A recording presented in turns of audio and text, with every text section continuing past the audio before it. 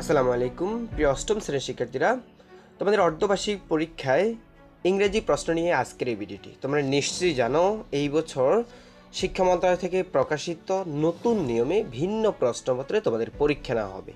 সর্বশেষ এনসিটিভি থেকে প্রকাশিত সিলেবাস অনুযায়ী তোমাদের অর্ধবার্ষিক পরীক্ষার ইংরেজি প্রথম পত্র বিষয়ের নমুনা প্রশ্ন, মানবন্টন ও কিভাবে উত্তর করতে হবে সবগুলো বিষয় নিয়ে আজকের এই গুরুত্বপূর্ণ ক্লাসটি শুরুর পূর্বে তোমাদের সবার প্রতি একটা রিকোয়েস্ট থাকবে, তোমরা যারা এই চ্যানেল নতুন অবশ্যই চ্যানেলটি সাবস্ক্রাইব করে রাখবা, আর যারা করছো তাদেরকে অসংখ্য ধন্যবাদ। শিক্ষার্থীরা, ইংরেজি প্রথম পত্র তোমাদের 100 নম্বরের পরীক্ষা হবে, তবে সময় থাকবে তোমাদের 3 ঘন্টা। এই 3 ঘন্টা সময়ের মধ্যে কি কি বিষয় তোমাকে অ্যান্সার করতে হবে সবগুলো দেখো। যেমন এখানে তোমাদের পাঠ্য বই থেকে পিপলস মিউজিক এই যে সিন প্যাসেজটা রয়েছে, এই সিন প্যাসেজটা পড়বা। এই সিন প্যাসেজটা পড়ে এখান থেকে 1 নম্বর কোশ্চেনে তোমাকে 7টা এমসিকিউর অ্যান্সার লিখতে হবে, একটাতে 1 করে 7টার জন্য 7 মার্ক। জাস্ট উত্তরগুলো লিখবে, ABC দিয়ে জাস্ট উত্তরগুলো লিখবে তোমরা, ঠিক আছে? এটা হচ্ছে তোমাদের পাঠ্য বইয়ের যে সিন প্যাসেজগুলো থাকবে সেখান থেকে তোমাকে 7টা এমসিকিউ অ্যান্সার করতে হবে। সেম একইভাবে 2 নম্বর প্রশ্নে বলা হয়েছে একটাতে 2 করে 5টাতে 10 মার্ক, অর্থাৎ এখানে 5টা প্রশ্নের উত্তর লিখতে হবে তোমাকে। Answer the following question from your reading of the above text, অর্থাৎ তোমরা যেই প্যাসেজটি পড়েছিলে এই প্যাসেজটি পড়ে এই প্যাসেজ থেকে খুঁজে খুঁজে তুমি এই 5টি প্রশ্নের অ্যান্সার লিখতে হবে। এটা ছিল 2 নাম্বার। 3 নম্বর প্রশ্নে দেখো, এখানে নকশিকাতা সম্পর্কিত আবার একটি সিন প্যাসেজ, তবে বলা হয়েছে read the following text and answer the following question 3 and 4, অর্থাৎ এই প্যাসেজটি পড়ে তোমাকে 3 এবং 4 নং প্রশ্নে অ্যান্সার করতে হবে। দেখো এই প্যাসেজটিও পড়ে তোমাকে আবার 3 নাম্বার এবং 4 নাম্বার এটার উপর ভিত্তি করে, তো দেখো 3 নাম্বার প্রশ্নে একটা শূন্যস্থান দেওয়া আছে। এই যে শূন্যস্থানটা, এই শূন্যস্থানের অ্যান্সারগুলো তুমি কোথায় পাবা? এই যে প্যাসেজের মধ্যে পাবা। যেগুলো পাবা সেগুলো এখান থেকে লিখবা, আর যেগুলো পাবে না সেগুলো অর্থের সাথে সঙ্গতি অর্থাৎ মিল রেখে তুমি কী করবা? জাস্ট ABCD দিয়ে জাস্ট উত্তরগুলো লিখবে, শূন্যস্থানটা পুরো উঠানোর দরকার নেই, ঠিক আছে?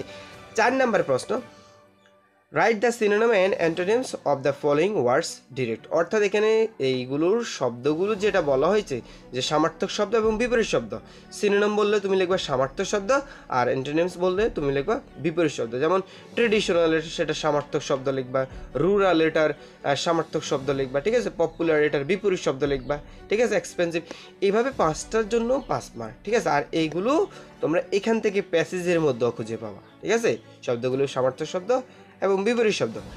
আচ্ছা, এরপরে দেখো আমরা আবার 5 এবং 6 নং কোশ্চেন অ্যান্সার করবো। তবে দেখো এখানে বলা হয়েছে read the following text above answer the question 5, 6 এবং 7, 5, 6, 7 এই 3টা প্রশ্ন অ্যান্সার করবো এই প্যাসেজটা থেকে। দেখো এটা কিন্তু তোমাদের পাঠ্য বইয়ের বাইরে থেকে আসা, অর্থাৎ বই থেকে আসবে না, মূল বই থেকে। এটা তোমরা গ্রামার বই থেকে আনসিন প্যাসেজগুলো পড়বা।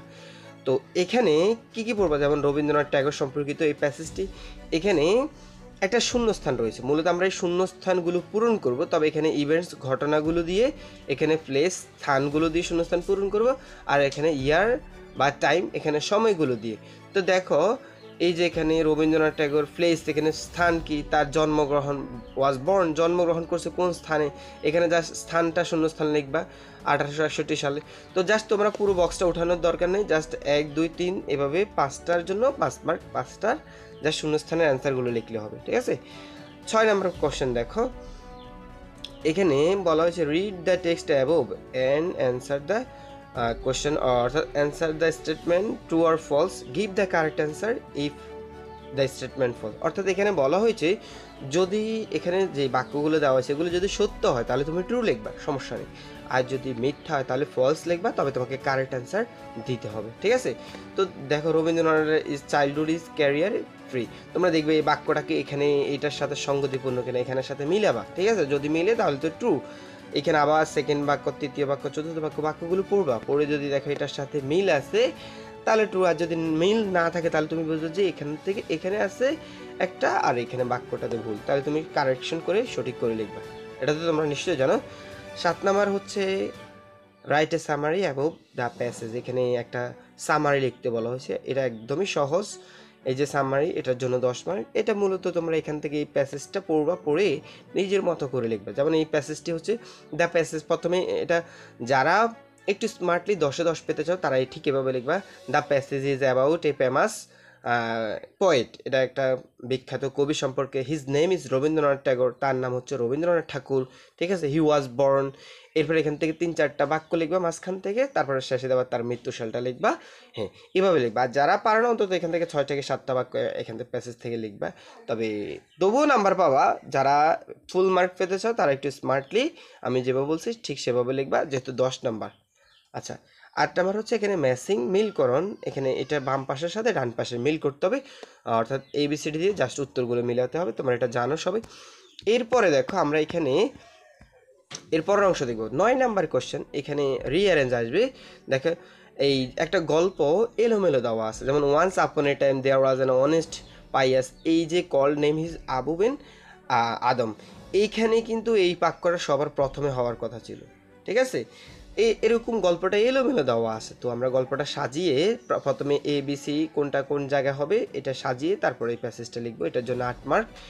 এরপর 10 নম্বর প্রশ্ন দেখো, 10 নম্বর প্রশ্নে বলা হয়েছে কবিতা থেকে, এখানে কবিতা থেকে প্রশ্ন আছে। তোমাদের পাঠ্য বই যে কবিতাগুলো রয়েছে সেই কবিতাগুলো একটু ভালো করে পড়বা। কবিতাগুলো থেকে তোমার এখানে একটাতে 2 করে 5টা প্রশ্ন, দেখো 5টাতে 10 মার্ক।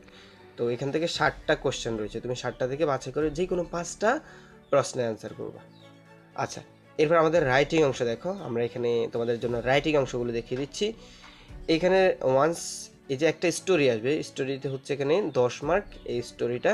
তো স্টোরির কিছু অংশ, প্রথম অংশ এখানে দেওয়া থাকবে, তোমরা জাস্ট প্রথম অংশটা এখান থেকে লিখবে, বাকি অংশ এর সাথে বাকি অংশ মুখস্থ লিখবে, ঠিক আছে। 12 নাম্বার আসবে তোমাদের এই প্যারাগ্রাফ, যেমন রিক্সা ফুলার, এই এই এই রিক্সা ফুলার অথবা এই স্ট্রিট হকার, যে কোনো ব্যক্তি সম্পর্কিত প্যারাগ্রাফ কীভাবে শর্টকাটে লিখতে হয় সেই কৌশলগুলো আমাদের চ্যানেলে দেওয়া আছে, বা ব্যাড সাইড গুড সাইড, একটা প্যারাগ্রাফ শিখলে কীভাবে অনেকগুলো প্যারাগ্রাফ লেখা যায়, সবগুলো কৌশল আমাদের চ্যানেলে দেওয়া আছে, তোমরা চাইলে ওই ক্লাসগুলো দেখে নিতে পারো।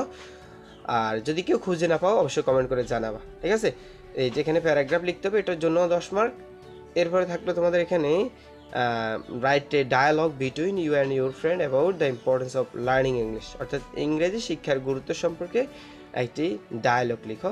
তো এখানেও তোমাদের হচ্ছে 10 মার্ক, ঠিক আছে। টোটাল এইখানে লিখিত অংশ থেকে হচ্ছে তোমাদের 30, আর আর যে এই অংশ অর্থাৎ পাঠ্য বই থেকে সিন এবং আনসিন মিলে এখান থেকে হচ্ছে 70, টোটাল হচ্ছে তোমাদের 100 মার্কের পরীক্ষা। এরপর শিক্ষার্থীরা তোমাদের কোনো কিছু যদি বুঝতে সমস্যা তোমরা অবশ্যই কমেন্ট করে জানাবা। আর তোমাদের অন্যান্য বিষয়ের ক্লাসগুলো পেতে অবশ্যই চ্যানেলটি সাবস্ক্রাইব করে আমাদের সাথে থাকবা। আর বিশেষ করে তোমাদের এই চ্যানেলে ষষ্ঠ, সপ্তম, অষ্টম, নবম এবং দশম সকল শ্রেণীর অর্ধবার্ষিক পরীক্ষার নমুনা প্রশ্নগুলো দেওয়া আছে, তোমরা দেখে নিতে পারো। তো আজকের মতো এখানে বিদায় নিচ্ছি, তোমরা সবাই ভালো থাকবে, সুস্থ থাকবে, ধন্যবাদ সবাইকে।